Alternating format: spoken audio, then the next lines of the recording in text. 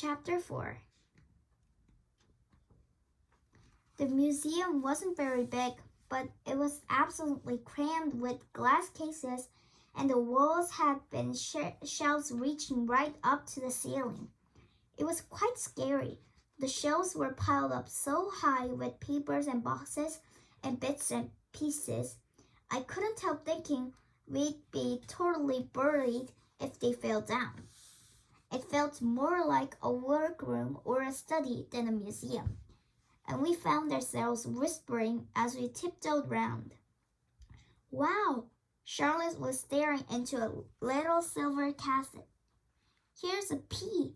It says it's the actual pea the princess fell under all the mattresses. Sophia came to look.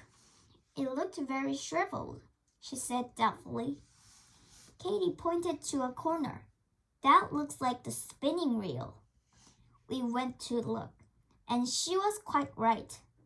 Beside it was a tottering heap of pure gold plates, all with the most complicated royal crests. It says these came from Cinderella's wedding, Daisy whispered as she read the label. There's half an apple on that shelf, Katie whispered back. Do you?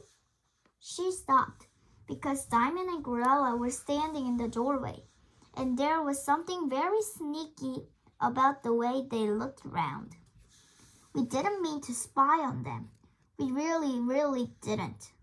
Although I suppose if we'd been truly perfect princesses, we'd have stepped forward as soon as we saw them and said hello. And as it was, we stayed in our dark corner and watched to see what they were up to.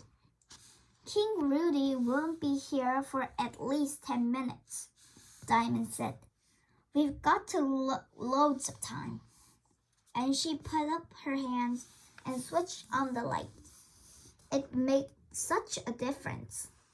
There was a magnificent chandelier in the middle of the room, and it glittered and shone and sent sparkles of lights flashing over the glass case.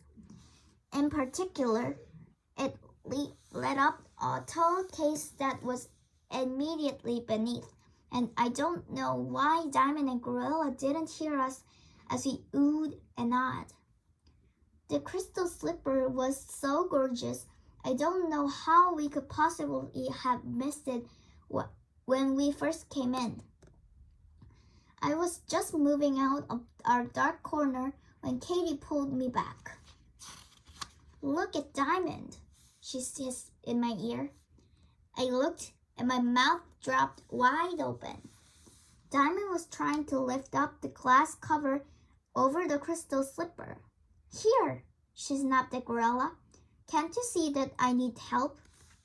Gorilla didn't look at all happy. I don't think, she began, but Diamond took no notice. I told Chloe I worn the crystal slipper, she said, and I'm going to wear it. So there. She gave the glass cover one last heave, lifted it off, and dropped it. Splitters of glass flew everywhere, and then crash was the tremendous. Daisy screamed, and Emily shrieked, and Charlotte, Sophia, Katie, and I gasped as we hurried out from behind the cases. At once, Diamond snatched up the slipper and pushed it into my hands. When Prince Dandino and King Rodolfo came hurrying in a second later, followed by all the Silver Tower's princesses, there I was, standing in the middle of a heap of shattered glasses and clutching the crystal slipper. As everyone stared and stared and stared at me, Diamond said, She told us she always wanted to try on that slipper. We all heard her, didn't we, Chloe? What could poor Chloe say? She went bright red and nodded. Prince Dandino folded his arms and frowned at me. I can't say how disappointed I am, Princess Alice. I've always thought you as one of our star pupils, but this is a terrible, terrible thing to have done. I didn't know what to do. I couldn't say it was Diamond who had broken the glass case, because that would have been telling tales. And I knew my friends wouldn't feel exactly the same. I stared down at the crystal